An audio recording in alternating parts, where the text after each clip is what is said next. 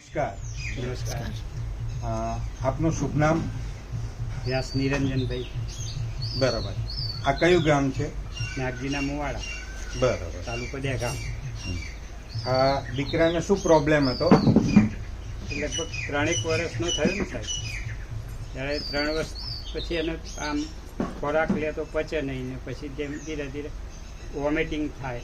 દર અઠવાડિયામાં એકાદ વાર તો એને એવી વોમિટ થાય કે આપણને પણ એમ થાય કે આને દાખલ કરવું પડશે.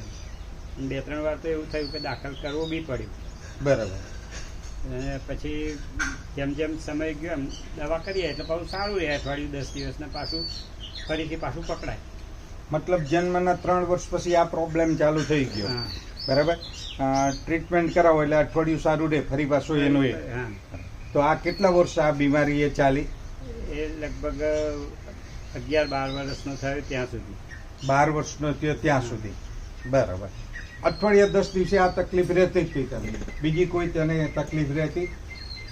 ના, બીજી કોઈ તકલીફ નહીં, પણ બીમાર થઈ જતો હતો થોડા દિવસે બીમાર થઈ જ જતો હતો. પછી આપણી માય લાઈફસ્ટાઈલ કંપનીની કઈ પ્રોડક્ટ વાપરી?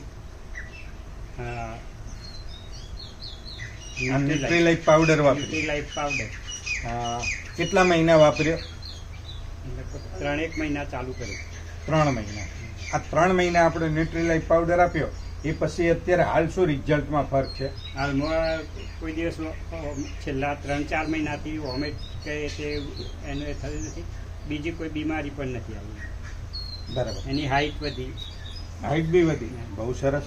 મતલબ આ ન્યુટ્રીલાઇફ આપ્યા પછી એને કોઈ બીમાર પડ્યા નથી. હાઈટ બી વધી અને આ પ્રોડક્ટ વાપરવાથી તમને સંતોષ છે? બહુ સરસ. તો જે બીજા મિત્રોના ત્યાં બાળકોને આવો પ્રોબ્લેમ હોય તો એને આપણે કહી શકીએ કે ભાઈ તમારે પણ આ પ્રોડક્ટ વાપરો. બહુ સરસ. તો તમે સમય આપ્યો એ બદલ તમારો ખૂબ ખૂબ આભાર. જય હિન્દ, જય માય લાઈફ.